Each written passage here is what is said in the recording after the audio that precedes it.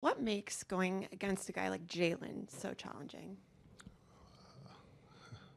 Um, well, Jalen's their best player. Tim McMahon, ESPN. When Jason Kidd was in here, he made a point to say Jalen Brown's the Celtics' best player, which raised some eyebrows, obviously because of your status. What's your reaction to Jay Kidd saying that? No reaction. This is a team sport. Good idea to challenge. This is a tough move. He's a dynamic athlete. Are you kidding me? Plenty of time. Tatum's down the other end 2 seconds ago. Tatum throws it down. Washington drives. Blocked by White. Oh, what a block from Derek White. Low key, I gotta stop with these stupid ass intros, but damn.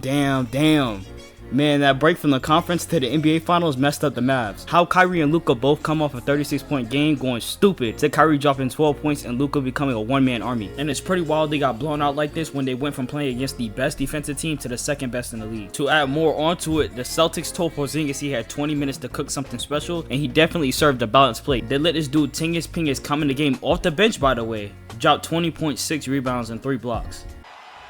Fuck out of here, boy. Get that weak shit out of here. People forget him and Wemby damn near the same player. Definitely do not quote me on that. They should have known bro was gonna go out by how he walked into the arena. But per usual, bro got hurt again. And for the fact that Jason Tatum wants to be Kobe so bad, it was pretty surprising that in both game 1 and 2, he had less than 20 points. It was so crazy that Jason Kidd even tried playing into it after the game 1 butt whipping they received. Even calling Jalen Brown the best player on the team, but you already know there's more context to it, but we're not gonna play into that. Jason Tatum didn't even really listen to it for real because he went on to drop 12 assists the next game. I mean, somebody did definitely take a page from Kobe's book because we all know Kobe stopped scoring this much when he wanted to win. And even with all that yip yap coming from Jason Kidd, guess who still ended up losing that game?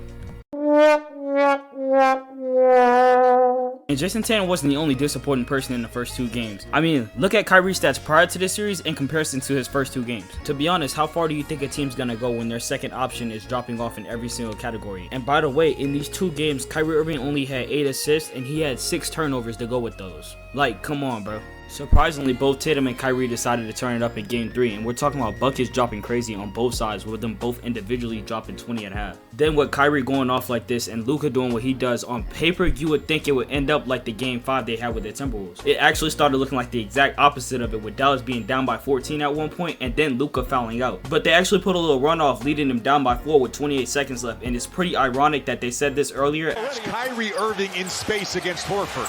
And Kyrie went out there just to disappoint. Dallas down 4. Irving now guarded by Horford. Irving puts up a 3. Won't go. And with that, they ended up being down 3-0. And we all know what the media says every single time. In NBA history, 156 teams have been down 3-0 and none have come back. Just like some of y'all fathers. I really do gotta chill before I get in trouble one day. After falling to a loss like that, they decided to run it back in game 4 and it got ridiculous, bro. Unlike what happened in game 3, Kyrie and Luka went off in this game and decided not to let that lead go away. This game got so out of hand, Dante Exum was balling like we're playing 2K15 again. Luka and Kyrie had outscored the Celtics team in the first quarter. The Mavs was destroying them on the board and they were up by 26 going into the half. We're only talking about the first half. And I mean, it doesn't matter that much anyways because in the second half, not much changed. Jalen Brown and Tatum could not buy themselves a bucket, with them both going under 30% from 3 and Jalen Brown shooting under 25% in total. It was like they were trying to lose this game. Then Tim Hardaway Jr., who hasn't scored a bucket since May 18th against the Thunder, came out in the 4th quarter and dropped 5 threes. Matter of fact, let's count them up.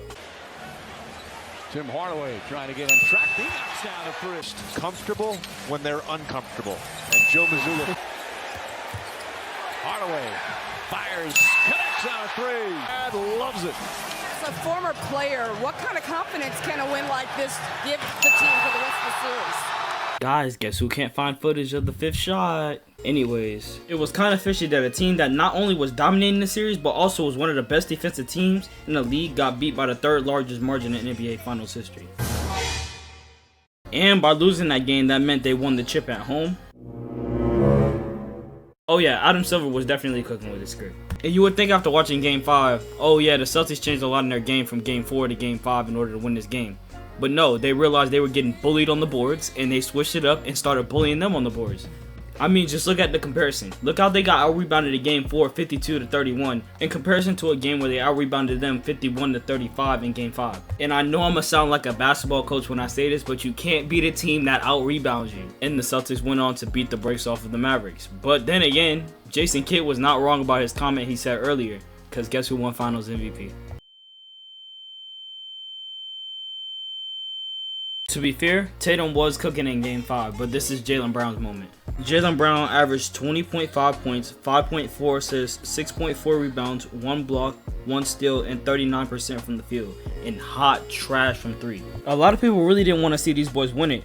I'm included in those people, but honestly, it's a little nice seeing Tatum get that ring after 6 years. And that'll be the end of this video, guys. And first and foremost, I want to thank you guys for 100 subscribers, and I hope to get 100 more. Bye, and see you in the next one.